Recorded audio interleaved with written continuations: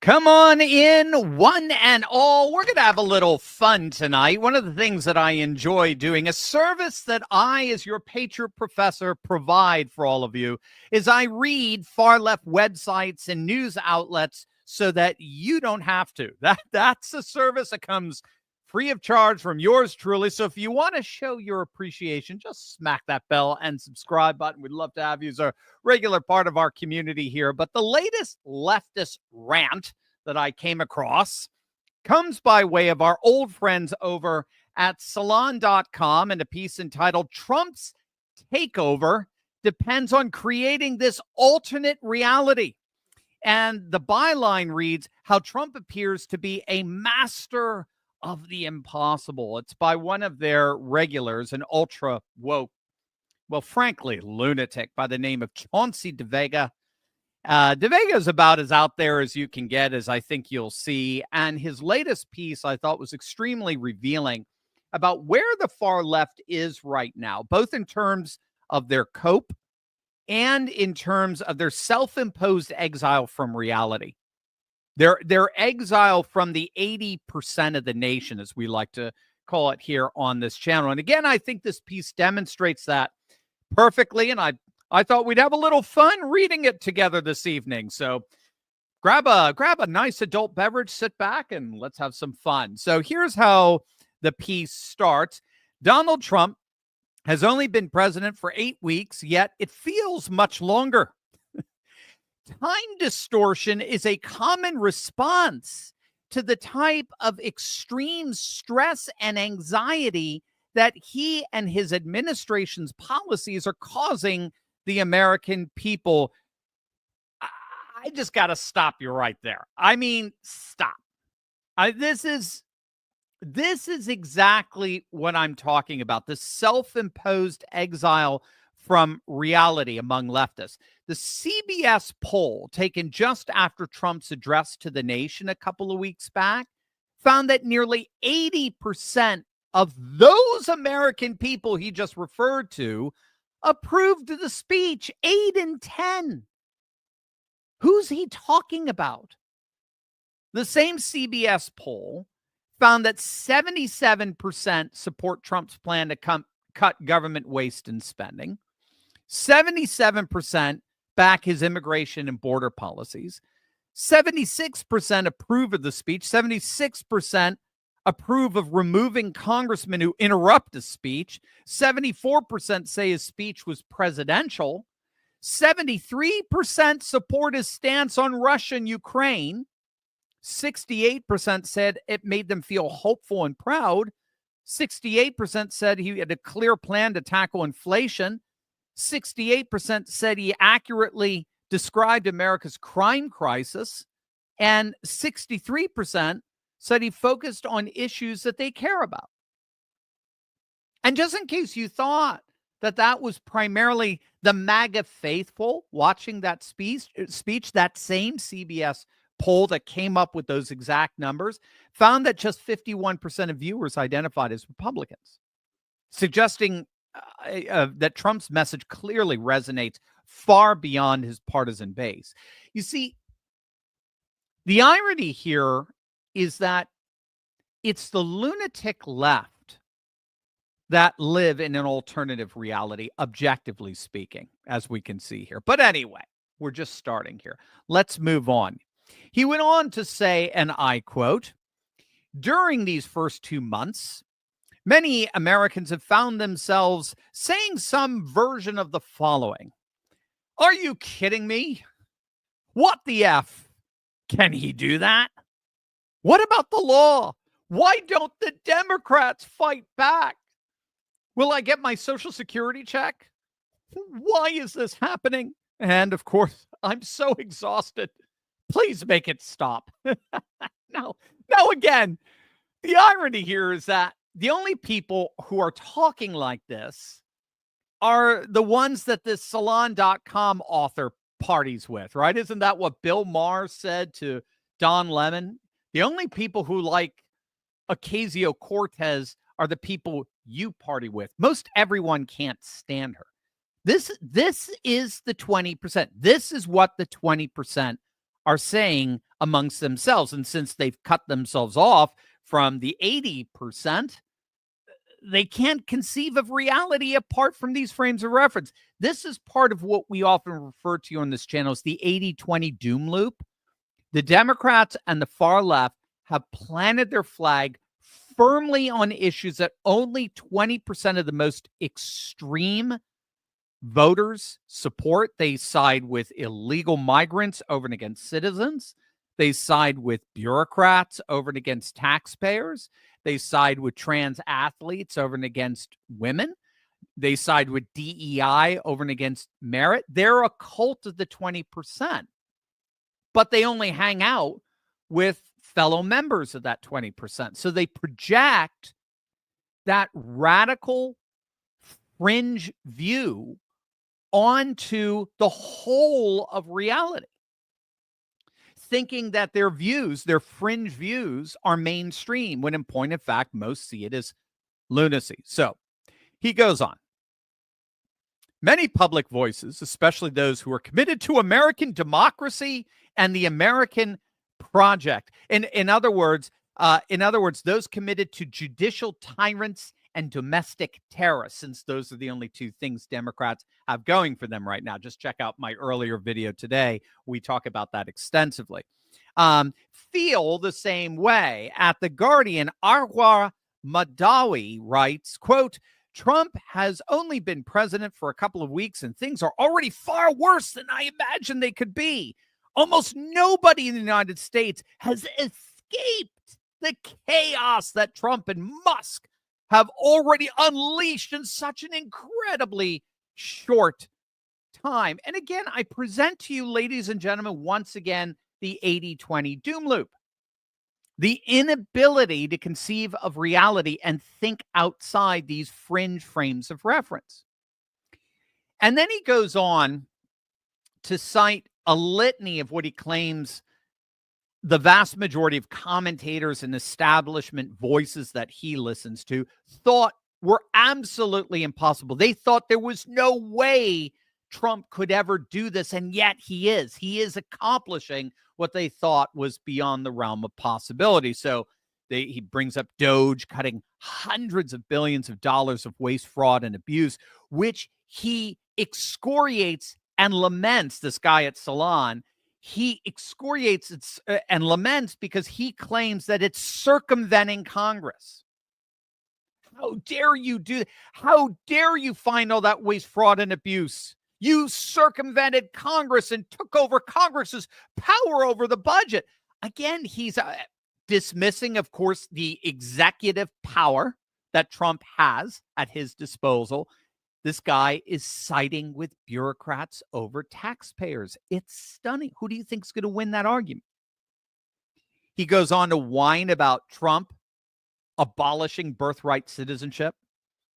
He laments Trump's mass, unprecedented deportation program. He laments that.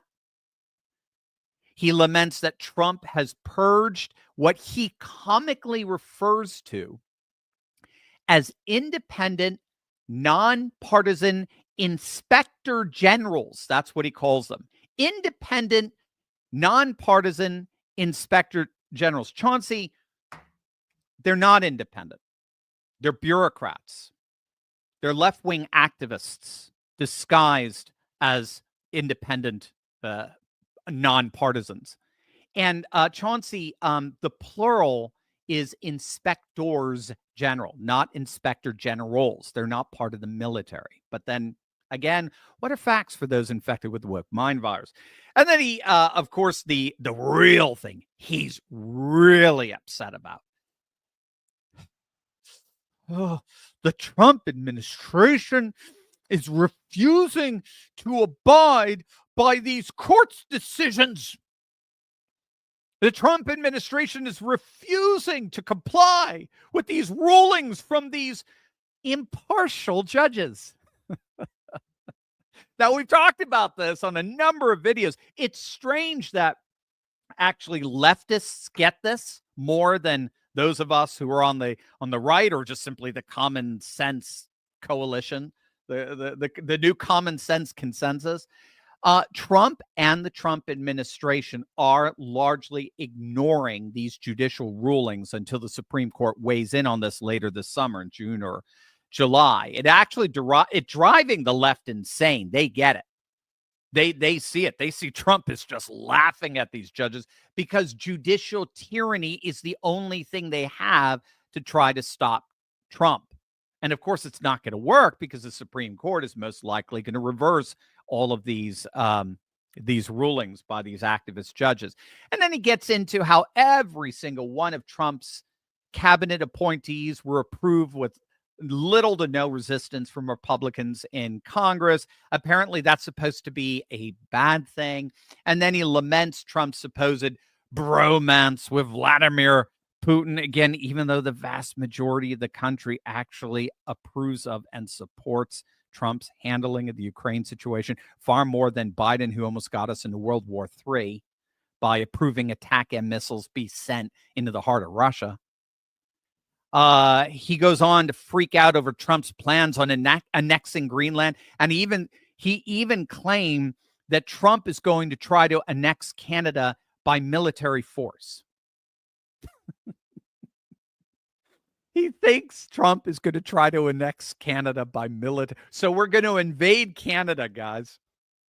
He's freaking out over Trump. He thinks is militarily going to expel the Palestinians out of Gaza and then turn Gaza into a resort area.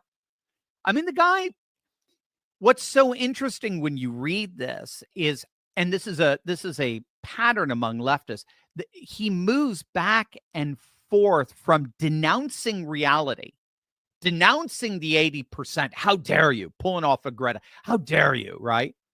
He moves from denouncing the 80% to then denouncing fabrications of reality that have not happened and most likely will not. I noticed that was the campaign in a nutshell, if you think it through. The Democrats were trying to convince a majority of voters of the dangers of what Trump might do, of what Trump could do, of what he would possibly do, versus the devastation that the Democrats had already objectively wrought upon our nation. And it was an impossible sell, as it turns out.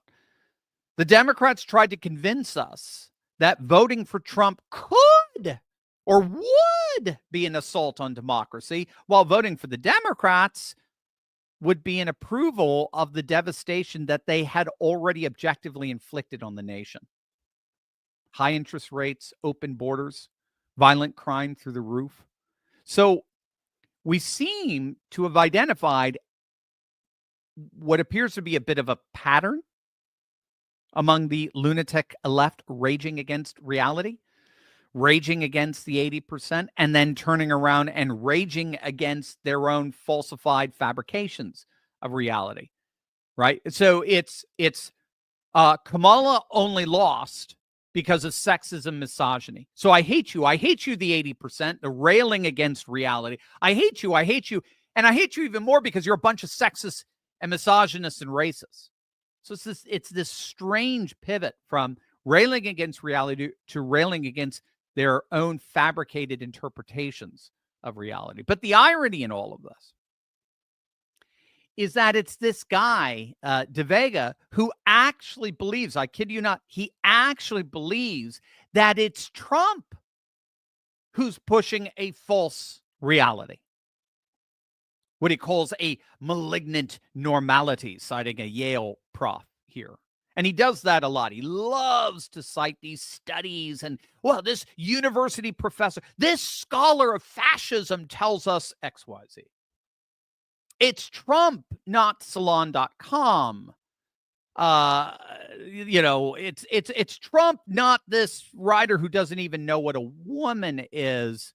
It's Trump who's emotionally training and conditioning the American people to accept a false reality by challenging, if not breaking, their expectations of what's normal and acceptable in their social lives.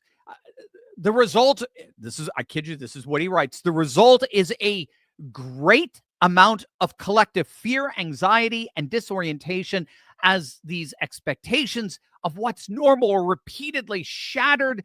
A type of collective exhaustion and a state of learned helplessness sets in.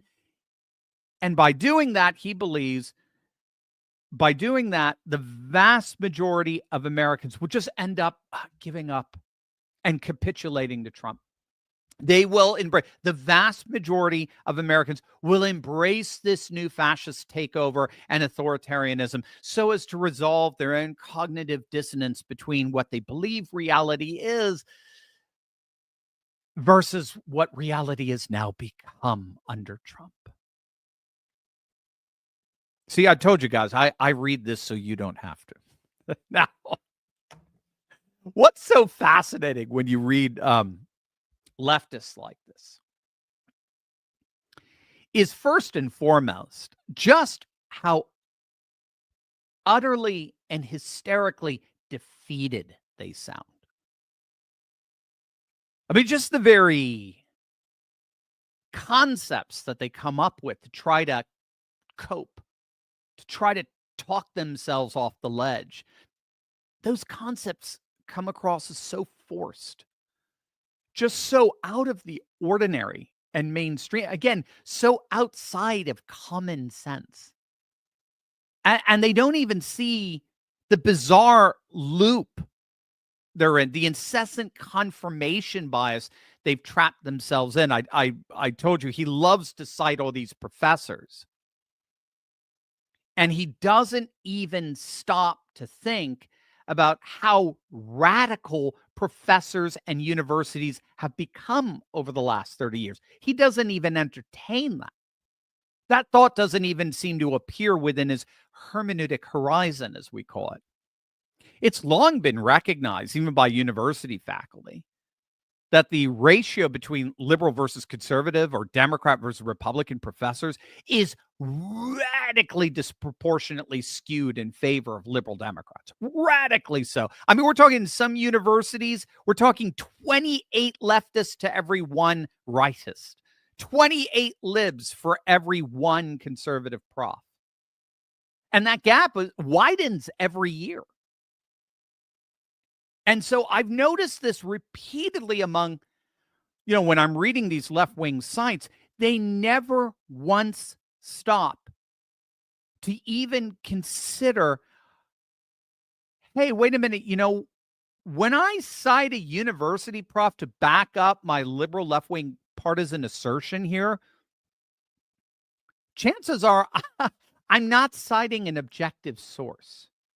I'm citing a fellow leftist. I'm citing someone who is suffering from TDS, right? Both Trump derangement syndrome and Tesla derangement syndrome. There's all kinds of studies here on this, gang. I mean, it's hilarious. This is not even controverted in the academy, ironically. Again, I'm not saying I'm from the university. I spent 20 years in the university. I mean, you can find honest studies, but just citing prof after prof after prof doesn't even seem to consider how radically left-wing skewed their perspectives are and how that skewing has in turn compromised and contaminated their supposed scholarship. We've got all these studies on that. I remember there was one, technically it's a mock study where they put forward a mock paper, two mock papers. And they gave it to like 100 different university professors. And but we should probably even just do a video on this. This will be a fun one to just kind of do a deep dive in because you'll love it. You can use it as an example when you're talking to your leftist friends, and hopefully you have some. It's important to remember relationships are more important than being right when all is said and done in our personal family relationships and like regardless. So there was this one experiment. You'll love this. There were two papers. One paper argued that left-wing, and this was for peer review. It was going to be published in a journal. It never was, but actually the results of this mock study were. But so one paper argued that left-wing activists on college campuses had an above-average IQ And the other paper made the argument that left-wing activists on college campuses had a below average IQ. And so then they sent these two papers to these professors for peer review. So like 50% of the professors got one paper that said leftists had a high IQ. 50% of the professors got another paper that said leftists had a low IQ. Now, they both used the same sources. They both used the same argumentative structure and the like. So they were literally identical papers. Just the differences was in the conclusions. Do you want to take a guess which paper passed the peer review with flying colors, glowing reviews, and which one consistently got rejected? I mean, it was so blatantly obvious. It was so blatantly obvious. I mean, all these professors were like, oh, the paper that said that the students had an above average IQ. Oh, absolutely. This was so well argued. Yes, this is good. You could definitely publish that. The ones saying they had a below average IQ. Oh, this is what is it that one, what was it, Micah, that prof says, that Sater guy, that's problematic. Is that what he said? I think this paper is problematic. They were basic. Yeah, I've got it. They were basically argued identically with identical sources, identical citations. All that said, I'll give this guy over at salon.com this.